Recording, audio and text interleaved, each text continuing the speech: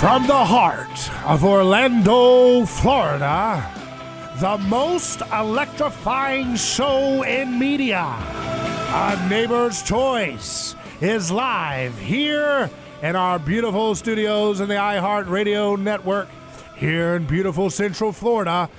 I'm your host, David Gornoski, your political exorcist, here to cast out all those foul spirits that you collect along the way on the television fake news bubble that we all get caught up in, or whether it's that dinosaur media in the newspapers or all the little hive minds that we see circulating around on social media. It's all bad energy. We don't want it around us. We want to separate all that stuff out of our lives. We think everybody has a place in liberty, but we don't want to get our minds clogged with bad groupthink. Our program is all about solving problems as individuals, as neighbors. That's what we do each and every day on this program. And joining me for our special Science and You edition of our show is my chief science advisor for all things A Neighbor's Choice, rocket scientist and physicist, Dr. Wei-Ping Yu. Hi, David. Thank you for having me again. It's so good to see you. You're always fired up. You're always teaching me stuff before the show, after show, and all through the week with all kinds of great insights. And I'm looking forward to this because this is a program that affects us all.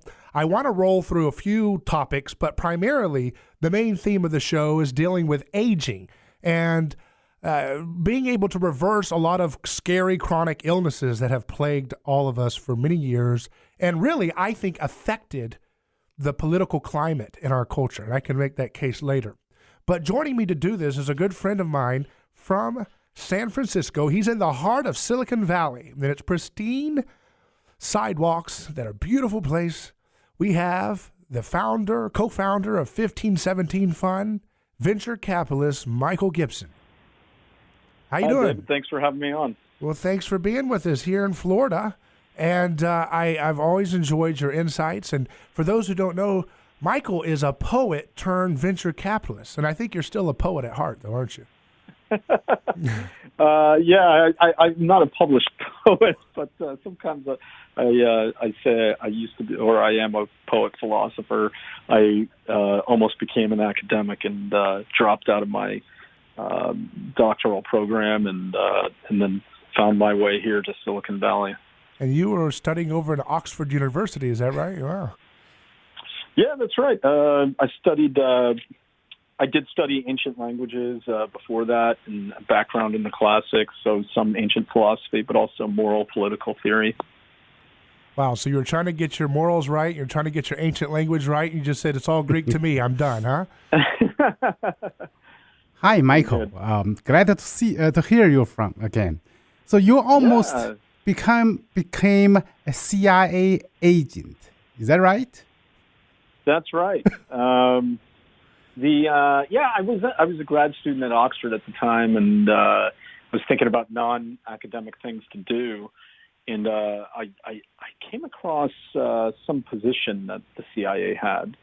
And I think it was a policy analyst, and that seems like a very academic role. If you look into the job description, I think you can still find it on CIA.gov. And then I sent that application in over the internet, and then I think it was 4 or 5 months later, maybe longer. They got back to me and they said, we know you applied for this role as a researcher, but would you be interested in the clandestine agency? And I was like, oh, interesting. So I went through a couple rounds in their interview process and didn't make it out, but it was pretty wild. I was just kind of curious about the whole thing anyway. I don't think I would have taken the job, but a pretty fun episode. I could see you as the James Bond. You could be a James Bond guy, with the beard. That's interesting. I don't think I dress well enough. Well, I wanted to ask you, I have a new proposal that I've been pushing. I think that the Democrat presidential candidates are a little bit weak tea on offering free college for everyone. So I've started a new program called Free Ivy League for All. Free Ivy League. Anyone can come and get a full PhD, full ride at any Ivy League school or any other school they want. We're going to just nationalize and control their whole admissions process, seize the means of admissions, and I don't care how big we have to make those campuses, we're going to fit everybody who wants to get a PhD for free. What do you think? Do you think that's a great idea? Well, I think it's pretty clear that some people in Hollywood would be happy about that. They're paying way too much now. Yeah. Well, I just think they're skimping on us by giving us the crumbs by offering us a free college to some generic university. I want what they have so that I can tell the world what to think about everything like they do, right?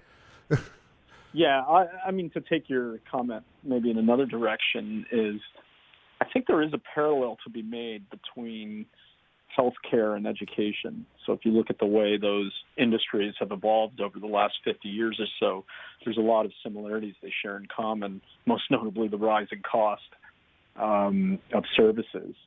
And so the progressive left are very adamant, about pushing closer and closer to just single-payer healthcare, nationalizing healthcare. And it is curious to me that they don't also use the same arguments for higher education, that there isn't some argument to be made that just as the costs are spiraling out of control because of these private providers, end-of-life care where people are spending the majority of their savings and it's all just in futile attempts to maybe extend life 6 months, 8 months, that, a lot of their arguments go, so therefore we need to ration this stuff and we can cut costs that way.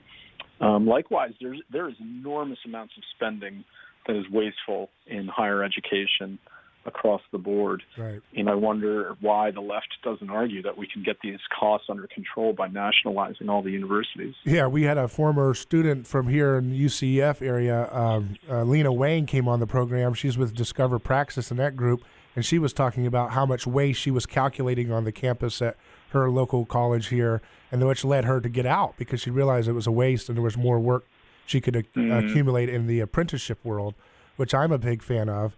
But I wanted to go back kind of to something interesting that you're involved with in regards to you guys obviously invest in really radical technology ideas and innovation. You're looking to not disrupt for the sake of disruption, but to actually add value in unexpected ways in people's lives, people who are willing to go outside of the traditional confines of knowledge. And one of those groups that you guys are an early backer of is Luminar Technologies, which is a great company here in Orlando, right?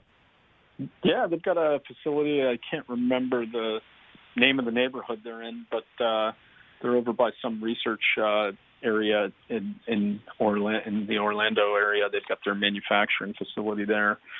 They're doing really well. I mean, they've got they're providing their LiDAR units now to that's just the majority of car makers. Anyone who has an autonomous development fleet is pretty much a Luminar customer at this point, and that's exciting for us because we started with the founder Austin Russell when he was a 17-year-old and just had some ideas about laser systems and LiDAR and that kind of stuff.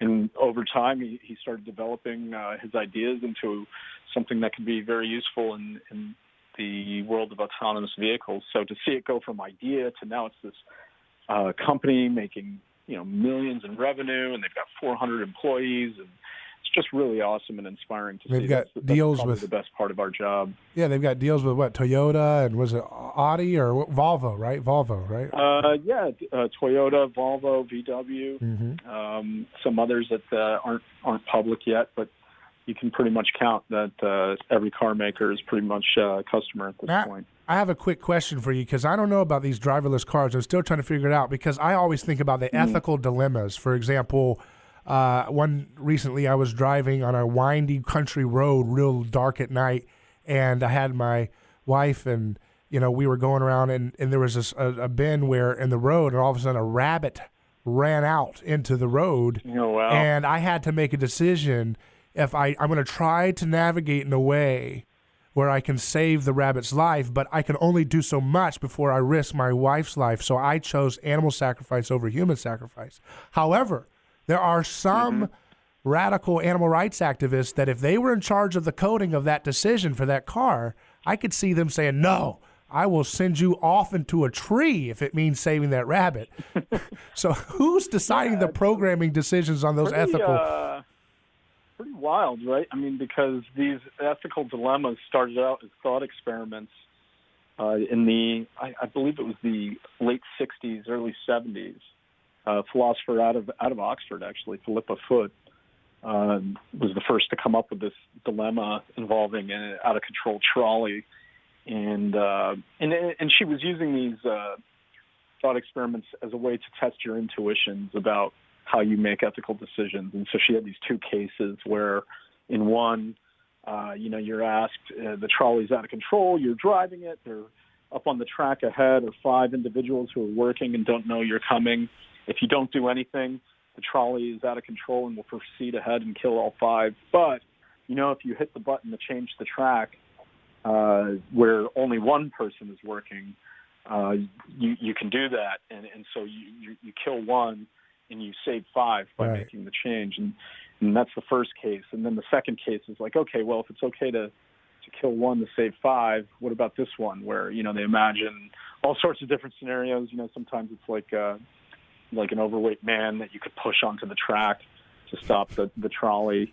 And another one's not even a train. It's an emergency room where a doctor knows that there are 5 different people suffering from 5 different organ failures.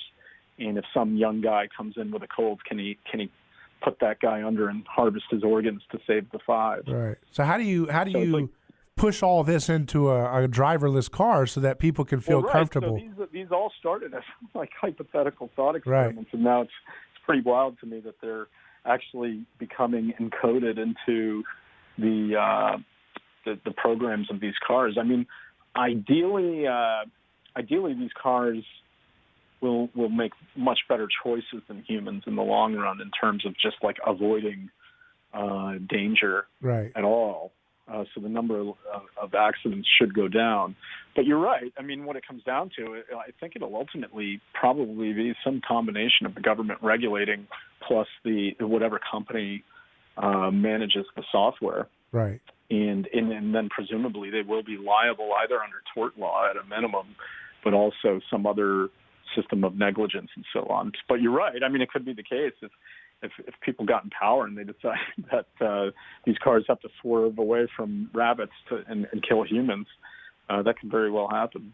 Well, folks, we're speaking with Michael P. Gibson, the co-founder of 1517 Fund, a venture capital fund that's powering new amazing technologies like driverless cars, Luminar Technologies here in Orlando. On the other side of this break, we're going to be speaking with anti-aging pioneer Dr. Aubrey De Grey will be joining us on this panel for Science and You. I'm David Gornoski. We'll see you in a second.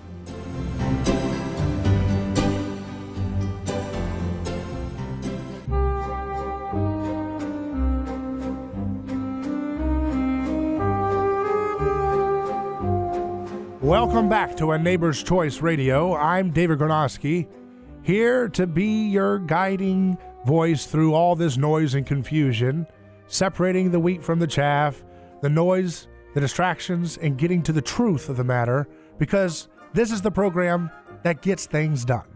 A Neighbor's Choice. And I'm with Michael Gibson, a venture capitalist and an entrepreneur and a great thinker and philosopher as well. He's joining us all the way from Silicon Valley here. And we're waiting to get Dr. Aubrey De Grey. He's in a conference and he's getting bad signals that are dropping. So we're just going to keep monitoring the situation. If he gets a good signal, we'll be able to have him on. If not, we'll do it another time. But we're going to continue on the topic of science and innovation on the particular focus of aging and solving these big chronic illnesses. I know I wanted to have someone, from your perspective, Michael, because you are someone looking for radical, disruptive innovation, and medicine really needs some breakthroughs. And so I wanted to kind of get your perspective on, are you guys looking at things solving chronic illnesses in medicine, or is there something on the pipeline that you're examining, or what's your take on that whole field? Oh, man. Yeah, it is exciting to see people entering into the space. You have large organizations such as Google creating entities like Calico, and devoting resources specifically to aging as a disease. You have investors like Peter Thiel, Aubrey De Grey leading the SENS Foundation and other work. A young woman who came through I used to co-run Peter's Thiel Fellowship Program. We had a young woman in the first year, Laura Deming. She's doing fantastic work investing in this space. And so I do feel I'm not knowledgeable on the cutting edge, but I will say I am always excited by seeing people directly addressing that problem. I think we do need more sources of funding towards it. It's not the idea that aging is a disease is very controversial. Not the FDA, for instance, will not classify aging as a disease, and therefore the National Science Foundation and other entities that give out major grants to researchers will not do so if the grant is specifically requested to address aging as a disease.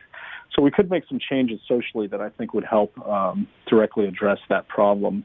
A lot of the researchers in this space, they do tend to focus on major diseases, various forms of cancer, maybe dementia, and heart disease, with the sense that maybe their research is applicable to extending the human lifespan, health span.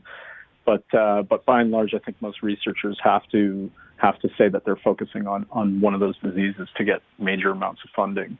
We because we work with younger entrepreneurs, it's rarer to meet people like Laura who are working in the space because it does require a lot of money for the lab work and therefore accordingly is like these grants. Not only can you not get a grant to work on anti-aging specifically, but it's very hard to get those large grants if you don't have a PhD. And because we're working with younger people who are often dropping out of school, even we don't really get many chances to fund that kind of research ourselves. And for those who are just, I will say, go ahead. Yeah, go for it. I was just saying, for those who are listening, we're speaking with Michael Gibson. He's a venture capitalist and investor in Silicon Valley, looking for disruptive technologies that we can solve big problems, big questions, using market forces. And we do have Dr. Aubrey De Grey on the line. Doctor, can you hear me? I sure can. Thank you. And hey, Mike, I didn't know you were going to be on this, so good to speak to you.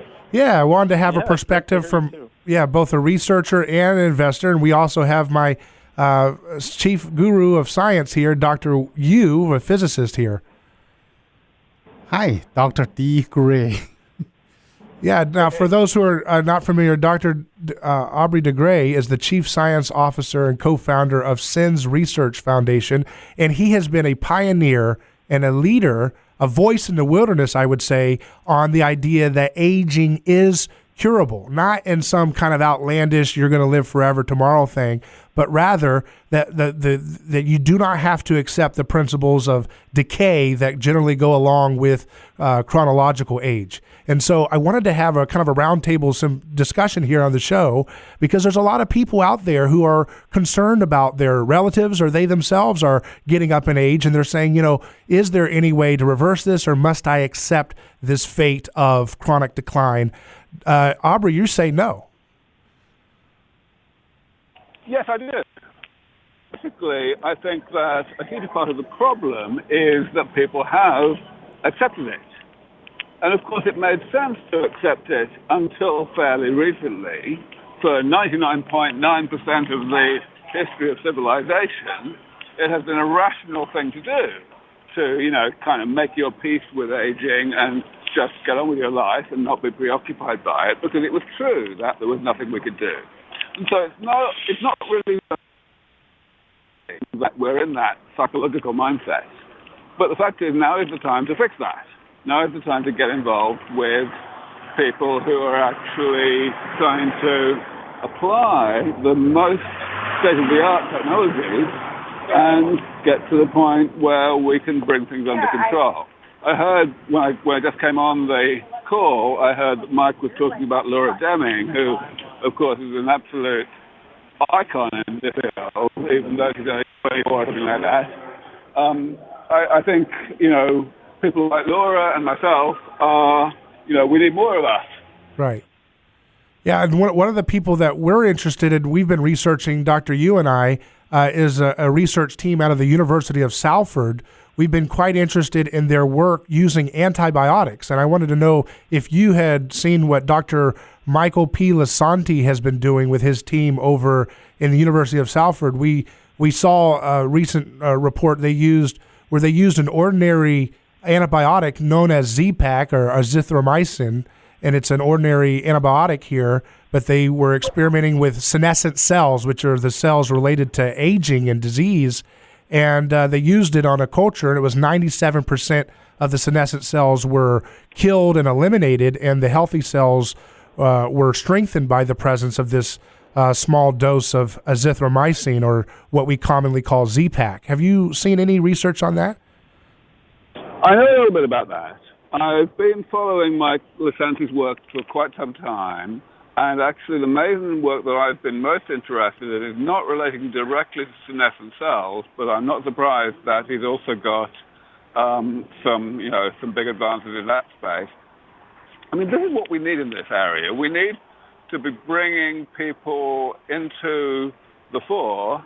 We need to be supporting people who are pursuing very radical ideas. Of course, that doesn't mean we need to be supporting everybody who has radical ideas, because most radical ideas are actually wrong. Right. But we need to be giving people a chance to make their case, and that doesn't happen nearly enough in academia.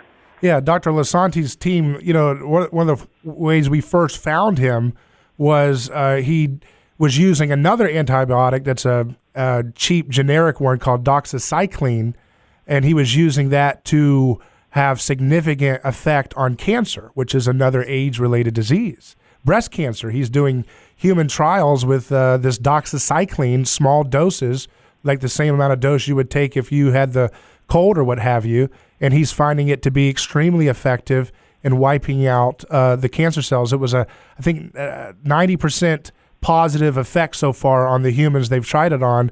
Some as high as 70% of cancer stem cells were eliminated with just the first round of this small dose of doxycycline. That's exciting. That's very inspirational to see that. I see the connection between Dr. De Grey's method with this Lisanti's method, because in Dr. Aubrey, you said the damage repair is the most effective way to extend the health, and which has consequences of extending life, right? And their antibiotics strengthen, killing this aging cells and strengthen this new cell, have similar effect. What do you say? Absolutely right. Yeah. I mean, the way that I normally talk about aging is by dividing it into 7 major categories. And 2 of those categories come down to what you just said. Getting rid of cells that are doing bad things, and we have too many of those cells. Either because those cells are dividing too much, so that's obviously cancer, or else because they are not dividing, but they're still actively toxic. They're spewing out stuff that we don't want. So that's senescent cells. So both of those things that Mike Lisanti is working on are very much major components of aging, and that's certainly been my position for a long time. Are you still with us? Or did we lose Aubrey? Hello. Yeah, I think I'm here. Okay. How much of that did you hear? Yeah, I think your signal's going in and out, so we might have to, try another signal. But you were saying, I'm doing my best. Yeah, sure. I was just saying that certainly both cancer and senescent cells are really important components of aging, and it's no surprise that other people like Mike Lisanti are making big progress in addressing both of those things. Right. That's the thing that's exciting to me, is those are FDA-approved, common, cheap drugs that are generics, and so if those could be the first steps to getting people some relief from some of this aging effects that are happening with these senescent cells, these old cells, that's a very promising thing, because that FDA clearance is one of the biggest problems that people have, right, in this space. Totally right, yeah. The FDA is getting better at this. And it's not just the FDA, it's the same across the whole world. The regulatory process is becoming more switched on to what is necessary to bring real relief to people in late life. Right. So what are some of the other areas of research that are different? So Dr. Lisanti is using antibiotics, and we're seeing some effects on senescent cells and healing the good cells. What are some other modalities of anti-aging that you are working on or have colleagues working on that people should be aware of in the public? Well, what we do at Sense Research Foundation and what we support in terms of other people's work is mostly the more high-tech stuff, the stuff that might not be available for a few years yet because there's still a little way to go, but it will be much more effective than these other approaches that you're talking about, whether it's, simple antibiotics or other small molecules. The thing about those simple approaches is you kind of never expect them to do the real job. They'll make a little bit of a difference, but they'll probably have side effects as well. But we can be much cleverer than that in the near future, using genetic approaches and stem cells and so on. These are the regenerative medicine that is going to constitute the future of medicine quite soon. Now, there are some people in the press that try to make the whole idea of anti-aging medicine as something that's only going to be available for the super rich. Do you see that as something, is that a myth, or do you think the average person of middle age right now in his lifetime will have access to something that's not completely out of their league if they're not super rich? Yeah, this whole idea that it will only be for the rich is a completely idiotic concept. There is no way in the world that could ever happen.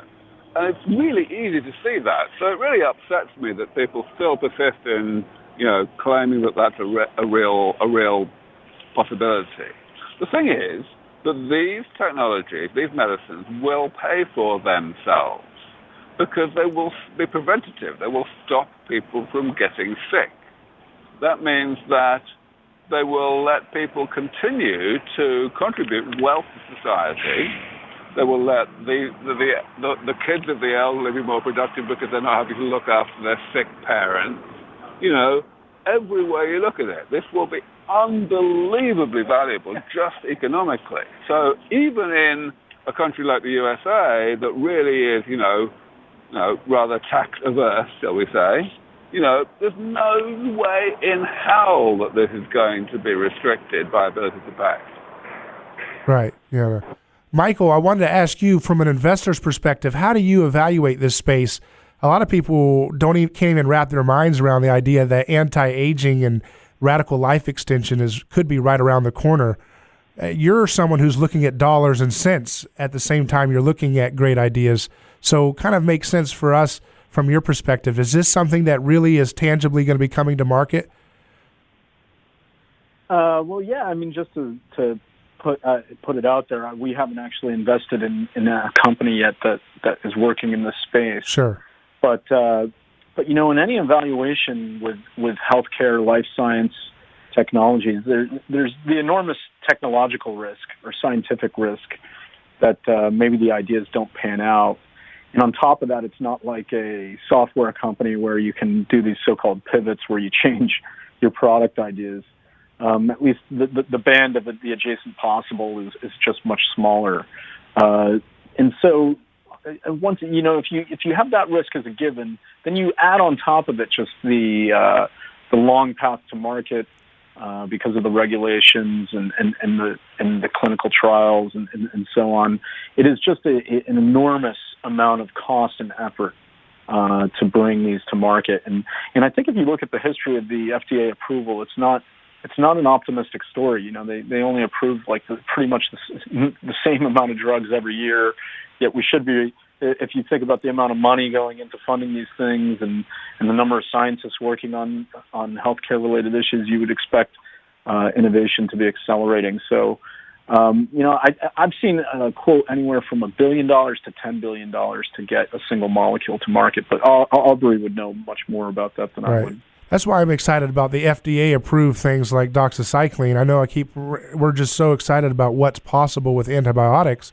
If there's further research, of course, and more human trials, but here's something that's already cleared by the FDA as safe, so that's a big, massive hurdle. It's a generic drug, so it's dirt cheap, and there's a way to kind of, I'm excited at what that could be as a first stab at bringing some anti-aging relief to the mass market.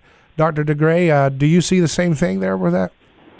Well, kinda. I mean, I totally sympathize and agree with what Mike just said, that it's an enormous challenge for an investor to see their way through this thicket of obstacles. And certainly, even though those obstacles are diminishing, they are going to remain substantial for a long time. To my mind, from an investor's perspective, it's important to look global. It's important to recognize that other jurisdictions around the world are very different in terms of the nature of their regulatory hurdles, the nature of their enthusiasm for this kind of work. And therefore, it may be possible to actually make a value proposition, make a good investment case that involves the rest of the world, even if one cannot do so strictly within the USA. So that always has to be taken into account. Nevertheless, I think it's absolutely vital that we should push forward with trying to improve the regulatory situation in the US. And I believe that the only way we're ever going to do that is by changing public opinion. At the end of the day, the FDA is not the people to blame for this. Even the government are not the people to blame. The people who actually tell the FDA what their regulatory position should be. The fundamental problem is the public who tell the government what their position should be, because they elect them. So it sounds like there's a mindset problem. On the other side of this quick break, we're going to dive into how do we overcome that mindset that's stuck in a culture of death. You're listening to A Neighbor's Choice. We'll be right back.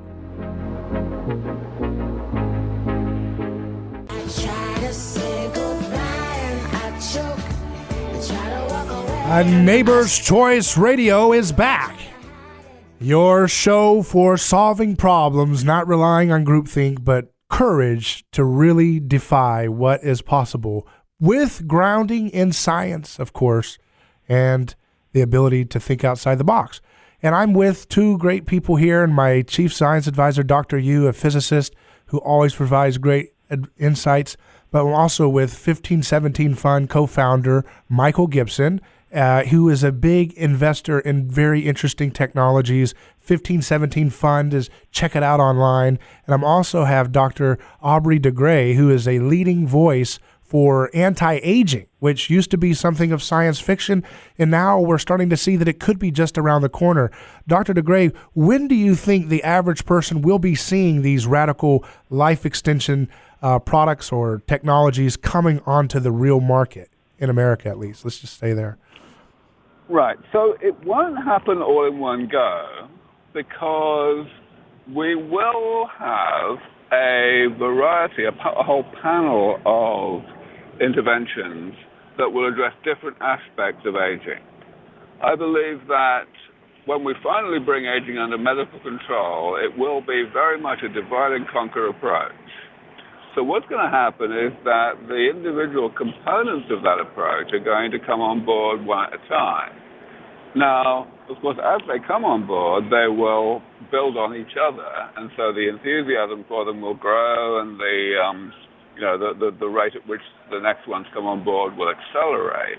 But still, we have to think about it that way, as a divide and conquer problem, that we need to develop these things initially as therapies that only benefit a small minority of people who have one particular problem much more than other problems, which is, of course, you can always find such a thing. There are always subsets of the population that have particular areas of aging that are happening unusually rapidly. So that's the way it's going to go. It's going to be a progressive thing. So I believe that we are probably, as in more than 50% probability, within less than 20 years of getting to a point where we can genuinely say we're there. that we have brought aging under truly comprehensive medical control. Is the biggest hurdle for the advancement of this field, is it lack of science fully understood yet, or is it a matter of lack of finance and funding? At this point, it is definitely not a lack of understanding. In fact, it hasn't been a lack of understanding for the best part of 20 years. When I first started just saying my opinion about how we could go about fixing aging, that was almost 20 years ago. And pretty much nothing that I said back then has had to be updated. The work that's happened in the meantime has brought us incrementally towards that goal, but we have not had to abandon or rethink any component of what I said 20 years ago. And that's really good news. That really means that the concepts that we already know are standing the test of time, so they're probably right. Right. So yes, it's all about money. Now, the money situation has changed, especially over the past, let's say, 3 or 4 years. So Mike Gibson mentioned Laura Deming, who totally needs to go down in history as one of the absolutely most important people in this area. She created the very first venture fund that was focused on longevity medicine. And it was tiny the first time round, 6 years ago or something like that. But it was extraordinarily successful, and so she rightly has a huge amount of influence right now. And of course, there are now many other firms out there that are also focused on this, and that are much bigger, $100 million or $1 billion funds, and that's only going to continue to increase. So that all sounds great. So you may think, well, hang on, surely this means that game over. The money is already also a solved problem. That's not completely true. Because of the divide and conquer thing I mentioned, the fact that we've got to fix a lot of different things at the same time in the same people in order to keep them genuinely healthy late in life. And some of the technologies that we need are not so far along as others. And the ones that are least far along are still not quite at the point where they constitute a proper value proposition, even to really angel investors who are happy with high risk, high reward situations. So that's why Central Research Foundation still exists, really.